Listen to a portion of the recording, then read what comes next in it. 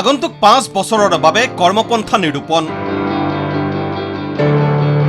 সদনত 419 কোটি টকাৰ ঘাটি বাজেট উপস্থাপন আগষ্টৰ পৰাই ৰাজ্যত কাৰ্যক্ষম হ'ব প্ৰতিখন অভিলাষী আঁচনি ৰাজ্য চৰকাৰৰ প্ৰতিটো বিভাগৰ বাবে আবণ্টন প্ৰয়োজনীয় পুঁজি 93 পৃষ্ঠা বাজেট ভাষণ পাঠেৰে চমক সৃষ্টি বিত্তমন্ত্ৰীৰ আগন্তুক 5 বছৰৰ বাবে এক সুস্পষ্ট আৰু সুদূৰ প্ৰসাৰী কৰ্মপন্থা নিৰূপণেৰে ষষ্ঠদশ অসম বিধানসভাৰ চলিত বাজেট অধিৱেশনৰ পঞ্চম দিনা প্ৰত্যাশিতভাৱেই সদনৰ মজিয়াত চলিত বিত্তীয় বৰ্ষৰ বাবে ঘাটি বাজেট উত্থাপন কৰিলে বিত্তমন্ত্ৰী জয়ন্ত মল্ল বৰুৱাই প্ৰথমবাৰৰ বাবে সদনৰ মজিয়াত বাজেট ভাষণ পাঠ কৰি বিত্তমন্ত্ৰীগৰাকীয়ে দিলে এই আভাস আমাৰ লক্ষ্য হৈছে এখন উৎপাদনশীল সৰ্বাত্মক আৰু জ্ঞানচালিত অসম নিৰ্মাণ কৰা যিয়ে অসমৰ বানপানীৰ বিপদজনক ক্ষেত্ৰৰ পৰা জলবায়ু সহনশীলতালৈ পৰম্পৰাগত কৃষিৰ পৰা উচ্চ মূল্যৰ উৎপাদনশীলতালৈ গতানুগতিক জীৱিকাৰ নিৰ্ভৰৰ পৰা উদ্যোগ উদ্যমিতা আৰু ডিজিটেল অৰ্থনীতিলৈ অগ্ৰসৰ হ'ব সেই অনুসাৰে চলিত বিত্তীয় বৰ্ষৰ বাকী থকা সময়ছোৱাৰ বাবে ৰাজ্য চৰকাৰৰ বিভাগ অনুসৰি ভাগে ভাগে ধাৰ্য কৰা হৈছে প্ৰয়োজনীয় পুঁজি বিশেষকৈ লোক নিৰ্মাণ পথ বিভাগৰ বাবে চলিত বিত্তীয় বৰ্ষত ধাৰ্য কৰা হৈছে 10,399 কোটি টকা প্ৰশাসনীয় সংস্কাৰ প্ৰশিক্ষণ আদি বিভাগৰ বাবে ধাৰ্য 24,530 কোটি টকা কৃষি বিভাগৰ বাবে ধাৰ্য 1,789 কোটি টকা উচ্চ শিক্ষা বিভাগৰ বাবে ধাৰ্য 3,789 কোটি টকা বিদ্যালয় শিক্ষা বিভাগৰ বাবে ধাৰ্য 18,869 কোটি টকা বড়োলেণ্ড কল্যাণ বিভাগৰ বাবে ধাৰ্য 4,028 কোটি টকা পাৰ্বত্য উন্নয়ন বিভাগৰ বাবে ধাৰ্য 2,575 কোটি টকা পঞ্চায়ত আৰু গ্ৰাম উন্নয়ন বিভাগৰ বাবে ধাৰ্য কৰা হৈছে 9,171 কোটি টকা মহিলা আৰু শিশু উন্নয়ন বিভাগৰ বাবে ধাৰ্য 3,800 কোটি টকা আৰু এই সকলোবোৰ মিলি বছৰটোৰ শেষত ৰাজ্য চৰকাৰৰ বিত্তীয় ঘাটি হ'বগৈ 419.26 কোটি টকা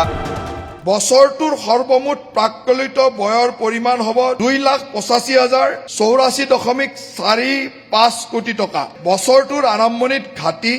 3,644.26 কোটি টকাৰ হিচাপ মিলালে 2026-27 বৰ্ষৰ শেষত বাজেট ঘাটিৰ পৰিমাণ 419.26 কোটি টকা হ'বগৈ 2026-27 বিত্তীয় বৰ্ষৰ বাজেটৰ ৰাজ্যৰ মুঠ ঘৰুৱা উৎপাদনৰ 3% বিত্তীয় ঘাটিৰ লক্ষ্য হিচাপে নিৰ্ধাৰণ কৰা হৈছে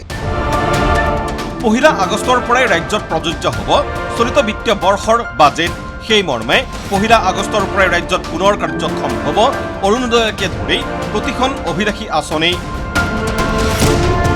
লগতে ছেপ্টেম্বৰৰ পৰা ৰাজ্যত পুনৰ কাৰ্যক্ষম হ'ব জীৱন প্ৰেৰণা শীৰ্ষক আঁচনিও অনুৰূপ ধৰণে অক্টোবৰৰ পৰা ৰাজ্যত কাৰ্যক্ষম হ'ব মুখ্যমন্ত্ৰীৰ নিযুত মইনাৰ লগতে মুখ্যমন্ত্ৰীৰ নিযুত বাবু আঁচনিও যিকোনো অপৰাধমূলক আইনৰ অধীনত দোষী সাব্যস্ত কৰা কোনো ব্যক্তিয়ে অধিসূচিত চৰকাৰী কল্যাণমূলক আঁচনিৰ সুবিধা লাভ কৰাৰ বাবে যোগ্য বিবেচিত নহ'ব বিধানসভাৰ নিৰ্বাচন প্ৰক্ৰিয়াৰ সময়ত নিয়মীয়া বাজেট উত্থাপন কৰিব নোৱাৰাৰ বাবে প্ৰাপ্ত নোহোৱা কল্যাণকামী আঁচনিসমূহৰ সুবিধা আমি অহা আগষ্ট মাহৰ পৰা পুনৰ আৰম্ভ কৰিম অৱশ্যে আগন্তুক শিক্ষা বৰ্ষৰ পৰা বন্ধ হ'ব শিক্ষাৰ্থীৰ মাজত স্কুটাৰ বিতৰণ প্ৰক্ৰিয়া আগষ্টৰ পৰাই উদাসীন ভকতসকলেও 1,500 টকাকৈ লাভ কৰিব আৰ্থিক সাহায্য কিন্তু চলিত বিত্তীয় বৰ্ষৰ পৰা ৰেচন কাৰ্ডৰ হিতাধিকাৰীসকলে 100 টকা মূল্যত নাপাব চেনি দাইল নিমখ সৰিয়হ তেল প্ৰদানক লৈও এই মুহূৰ্তত ৰাজ্য চৰকাৰে গ্ৰহণ কৰা নাই চূড়ান্ত সিদ্ধান্ত বাজেট ভাষণৰ জৰিয়তে স্পষ্ট কৰিলে বিত্তমন্ত্ৰী জয়ন্ত মল্ল বৰুৱাই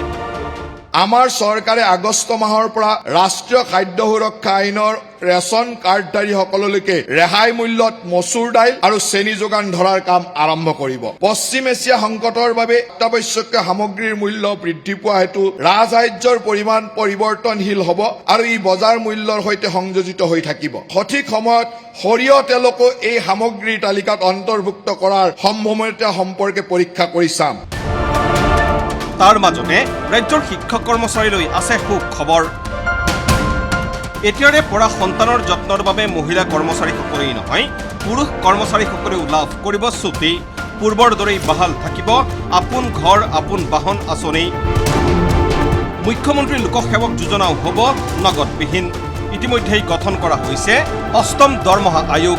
কিন্তু বহু বিবাহত লিপ্ত বিষয়া কৰ্মচাৰীয়ে হেৰুৱাব চাকৰি। মহিলা সবলীকৰণ, লিংগ বৈষম্য দূৰ কৰা আৰু এক সুস্থ পাৰিবাৰিক পৰিৱেশ গঢ়াৰ দৃঢ় সংকল্পৰ সৈতে সংগতি ৰাখি আমাৰ চৰকাৰে অসম সেৱা অনুশাসন আৰু আবেদন নিয়মাৱলী 2064 সংশোধন কৰাৰ এক প্ৰস্তাৱ কৰিছে। এই নিয়ম অনুসৰি কোনো চৰকাৰী কৰ্মচাৰীয়ে বহুবিবাহ কৰা বুলি প্ৰমাণ হলে তেওঁক আইনমতে চাকৰিৰ পৰা বৰ্খাস্ত কৰা হ'ব। ইমানেই নহয়, চলিত বিত্তীয় বৰ্ষতেই ৰাজ্যত আৰম্ভ হ'ব অসম মালাৰ 4ৰ্থ সংস্কৰণ। মহানগৰীৰ বেতকুচিত স্থাপন হ'ব সংহত সঞ্চালকালয়। উমৰাংচু হাফলং মানসত স্থাপন হ'ব পঞ্চতাৰকাযুক্ত হোটেল। ৰাজ্যৰ দ্বিতীয় ৰাজধানী হিচাপে গঢ় লৈ উঠিব ডিব্ৰুগড়। গুৱাহাটীৰ ৰিং ৰোডৰ কাষেৰে চলাচল কৰিব মেট্ৰ' ৰেল। এৰোস্পেচ যন্ত্ৰাংশ উৎপাদন কেন্দ্ৰ স্থাপনো হ'ব ৰাজ্যত। লগতে চলিত বিত্তীয় বৰ্ষৰ ভিতৰতে ৰাজ্যত আৰম্ভ হ'ব 4খন নতুন চিকিৎসা মহাবিদ্যালয় হাস্পতাল নিৰ্মাণৰ কামো। বাজেট ভাষণৰ জৰিয়তে সদনত জনালে বিত্তমন্ত্ৰীগৰাকীয়ে যে অসমত ইতিমধ্যে 14খন চিকিৎসা মহাবিদ্যালয় আছে আৰু আন 10খন নিৰ্মাণৰ বাবে বিভিন্ন পৰ্যায়ত আছে। আমাৰ চৰকাৰে এতিয়া গোৱালপাৰা, হাইলাকান্দি, হোজাই আৰু বজালী জিলাত 4খনকৈ নতুন চিকিৎসা মহাবিদ্যালয় স্থাপনৰ প্ৰস্তাৱ কৰিছে। ইয়াৰ ফলত ৰাজ্যত চিকিৎসা মহাবিদ্যালয়ৰ সংখ্যা 28খনলৈ বৃদ্ধি পাব। ভিডিঅ' জাৰ্নেলিষ্ট পুলকেশ পাঠকৰ সৈতে মুকুট ৰয়ৰ ৰিপৰ্ট, ND24।